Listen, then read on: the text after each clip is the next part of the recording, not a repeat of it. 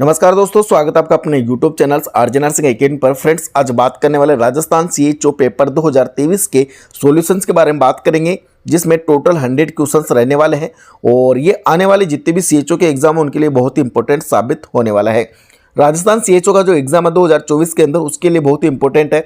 तो इससे एक आपको आइडिया लग जाता है कि यहाँ पे पेपर कैसा होने वाला है। फर्स्ट क्वेश्चन है, आयुष्मान भारत दिवस is celebrated on which day every year.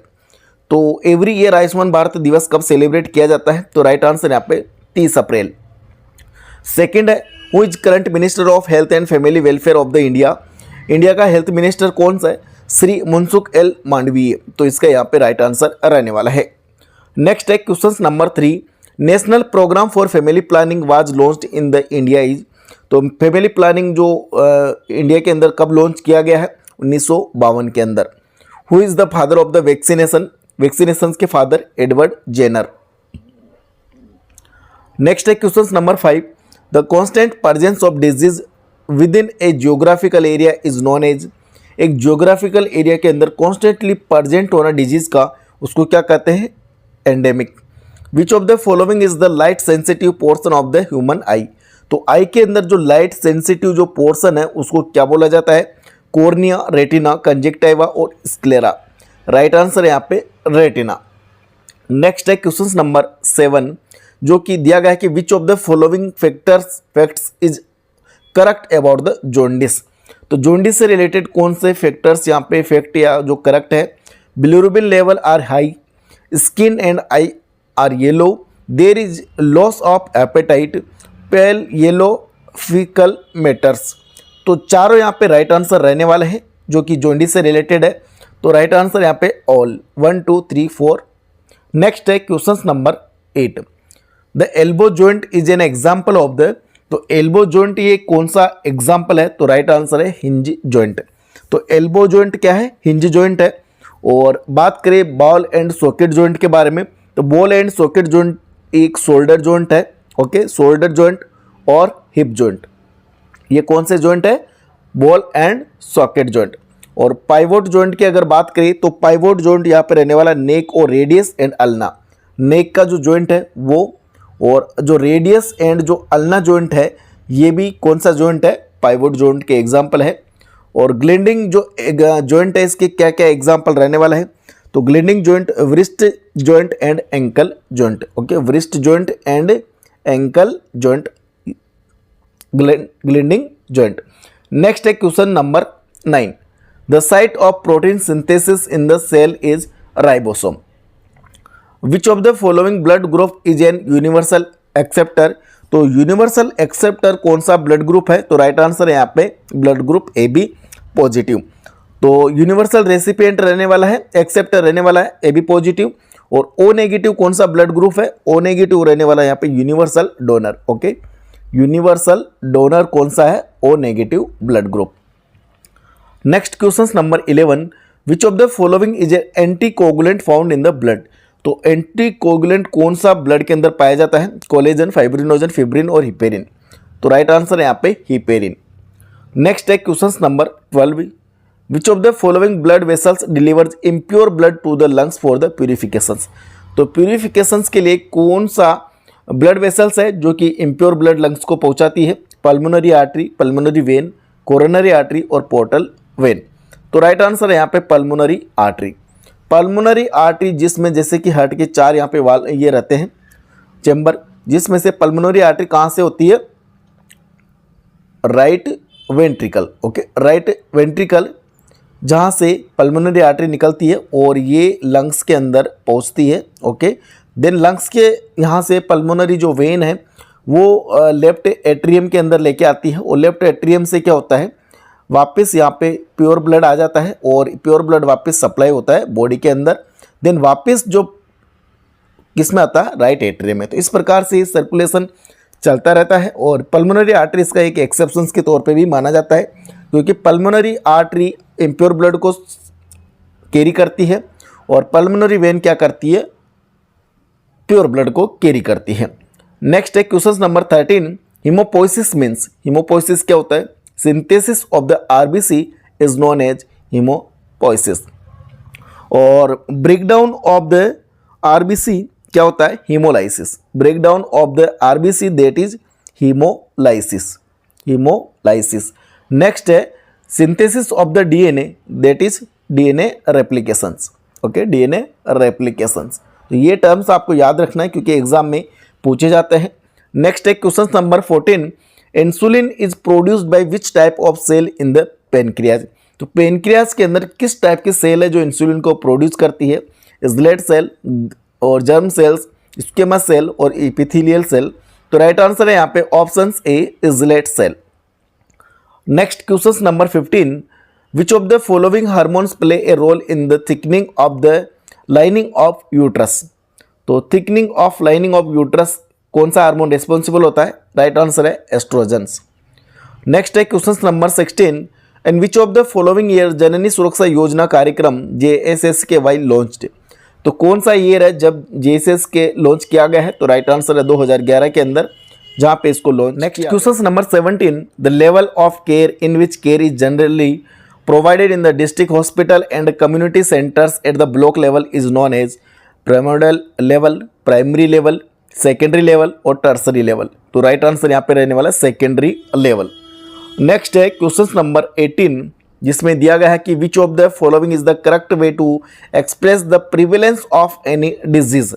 तो prevalence of the any disease that is increase rate into average duration of the disease is a right answer.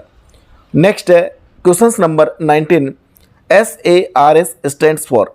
तो सारस का फुल फॉर्म यहाँ पे पूछा गया था जो कि राइट आंसर है severe acute respiratory syndrome. Severe acute respiratory syndrome क्या होता है? It is the viral respiratory disease caused by SARS associated coronavirus. ये एक वायरल रेस्पिरेटरी डिजीज है जो कि कोरोना वायरस से एसोसिएटेड है। नेक्स्ट है question number 20, which stage of the demographic cycle is characterised by a low birth rate and low death rate. कौन सा डेमोग्राफिक जो साइकिल है जो कैरेक्टराइज्ड है लो बर्थ रेट और लो डेथ रेट? तो राइट आंसर है यहाँ पे लो स्टेशनरी। ओके, नेक्स्ट है question number 21, the ratio between the total populations and the surface area is known as. तो क्या रेशियो मांगा गया? Total populations and the surface area is known as population density. Next है question number 22, with reference to National Rural Health Mission, which of the following is not the job of ASA or trained community health worker। तो यहाँ पे आशा का working पूछा गया कि आशा का कौन सा काम इनमें से नहीं है। ओके, तो 4 ऑप्शंस है जिसमें जो right answer option D, conducting the delivery of the baby. Baby की जो डिलीवरी कंडक्ट करवाना ये आशा का यहाँ पे काम नहीं है। ओके, आशा का यहाँ पे काम पूछा गया है, प्लस इसमें यहाँ पे पूछा गया था कि कौन सा नोट है, नोट द जॉब ऑफ आशा। तो आशा का कौन सा काम नहीं है जो कि राइट ऑप्शन डी। नेक्स्ट है question number 23, the crude death rate is defined as the number of death occur during the year per 1000 population estimated at the mid year. Next question number 24, the best way to treat liquid waste such as blood, urine और hospital sewage। chemical disinfection जो किसका right answer है। Next है hardness of the water is due to the presence of salt. तो hardness of the water किसकी presence में होता है? Right answer is magnesium. Next है question number 26, when was India declared the polio free country by the SEAR-WHO। तो WHO के द्वारा polio free country India को कब डिक्लेयर कर दिया गया है? तो राइट आंसर यहाँ पे option A 27 March 2014। Next question number 27, tachypnoea in a newborn is defined as the respiratory rate greater than. तो टेकीपीनिया जो इन्फेंट या न्यूबॉर्न है उसके लिए टेकीपीनिया क्या डिफाइन करना है? तो राइट आंसर है यहाँ पे option C 60 breaths per minute जो कि यहाँ पे दिया गया है। और अगर बात करें यहाँ पे कि टेकीपीनिया जो एडल्ट के लिए अगर बात करें तो एडल्ट का जो रेशियो, एडल्ट का जो रेस्पिरेटरी रेट है more than 20 breath per minute यदि है तो वो टेकीपीनिया वहाँ पे एडल्ट के लिए माना जाता है। नेक्स्ट है question number 28, which of the following hormone is responsible for milk let down reflex during the lactation. Lactation के टाइम में मिल्क लेट डाउन रिफ्लेक्स जिसके लिए कौन सा हार्मोन यहाँ पे रेस्पॉन्सिबल है? तो राइट आंसर है option C, oxytocin. Next question number 29, RBSK राष्ट्रीय बाल स्वास्थ्य कार्यक्रम जो कि 4D के नाम से जाना जाता है। तो राष्ट्रीय बाल स्वास्थ्य कार्यक्रम 4D के नाम से जाना जाता है। तो एक्सेप्ट इसमें पूछा गया है। तो 4 ऑप्शन है, developmental delay, defect after birth, disease in the children और डेफिशिएंसी कंडीशन। तो इसके अंदर 3 ऑप्शन ऐसे हैं जो राइट है और एक ऑप्शन इसमें एक्सेप्ट के लिए पूछा गया है। तो राइट आंसर यहाँ पे option B, defect after birth. 4D में कौन कौन सा आता है? तो developmental delay, disease in the children, deficiency condition और यहाँ पे है जो डिफेक्ट आफ्टर दिया गया है, जो इसमें क्या राइट आंसर है? Defect at birth. ये 4D का यहाँ पे फुल फॉर्म भी बता दिया गया है। Next question number 30, hypoglycaemia is dangerous as it may cause. Hypoglycaemia यहाँ पे डेंजरस है, जो इसके कारण क्या होता है? जॉन्डिस, एनीमिया, डेंगू और ब्रेन डेथ इसका यहाँ पे राइट आंसर है। नेक्स्ट है question number 31, the denominator in the maternal Morte ratio is a name of number of the live birth in the same year and area. Okay, next है 32, in PCOD all are true except। तो इसके अंदर जो right answer है PCOD की जो full form यहाँ पे आपको देखने को मिलेगा, PCOD है polycystic ovarian disease. Polycystic ovarian disease जो कि इसमें राइट आंसर है decrease LH and increase FSH। तो PCOD के अंदर क्या क्या होता है? ओलिगोमेनोरिया, हिर्सुटिज्म और इंक्रीज ल्यूटिनाइजिंग हार्मोन और फोलिक स्टिमुलेटिंग हार्मोन, इंक्रीज और डिक्रीज FSH। ओके, तो ये 3 इसके अंदर होते हैं, बट एक्सेप्ट जो पूछा गया वो राइट आंसर यहाँ पे ऑप्शन डी यहाँ पे रहने वाला है। नेक्स्ट बात करें question number 33, drugs use in the medical abortion drug use in the medical abortion is. तो कौन सी ड्रग्स मेडिकल एबॉर्शंस के लिए यूज की जाती है? तो राइट आंसर यहाँ पे मिफीप्रिस्टोन। नेक्स्ट है 34, the first day of the fertile period in the rhythm methods of the contraception is calculated by.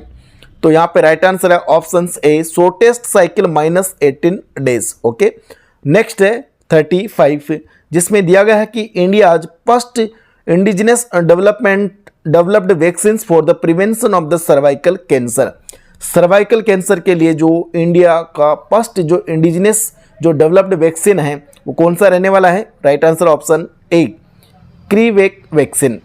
36, the care provided by the skill health care professional during pregnancy is known as antenatal care.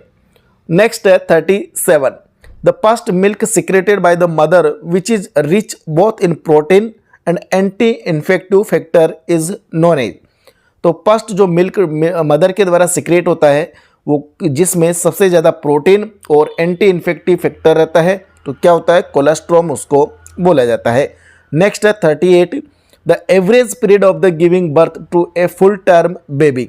तो full term baby के लिए average जो period यहाँ पे दिया गया है, तो राइट आंसर है 280 डेज। नेक्स्ट है question number 39, the presence of albumin in urine and increase blood pressure during pregnancy indicate. जिसमें आप देख सकते हो एल्बुमिन यूरिन के अंदर प्रेजेंस होना प्लस इंक्रीज ब्लड प्रेशर होना ड्यूरिंग द प्रेगनेंसी। तो इसका जो राइट आंसर है वो ऑप्शन सी, प्री एक्लेम्सिया को ये इंडिकेट करता है। Question number 40, the skin to skin position of preterm infant on the mother's chest for care in the component of kangaroo mother care.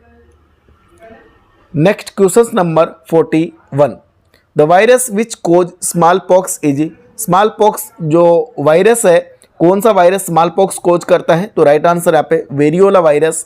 Okay, variola virus plus जो varicella जो virus है, आप देख सकते हो varicella virus क्या करता है? चिकन पॉक्स यहाँ पे कोज करता है। Okay, chicken pox. नेक्स्ट दिया गया इन्फ्लुएंजा जो वायरस है, ये देख सकते हो, आप देख सकते हो इसको फ्लू ये कोज करता है। देन प्लस रूबेला जो वायरस है वो करता है मीजल्स। ओके, तो इस प्रकार से इसको आप रीड कर सकते हो। नेक्स्ट है 42 number, the EYE strategy developed by the WHO, UNICEF and Gavi is for the elimination of which of the following epidemics, cholera और corona viral disease, yellow fever और टाइफाइड। तो राइट आंसर है option C, yellow fever. Next है 43, in the DPT vaccine D stands for, DPT vaccine के अंदर D क्या stand करता है? तो राइट आंसर है डिप्थीरिया। तो DPT का फुल फॉर्म आप देख सकते हो, डिप्थीरिया, पर्टुसिस एंड टिटनस।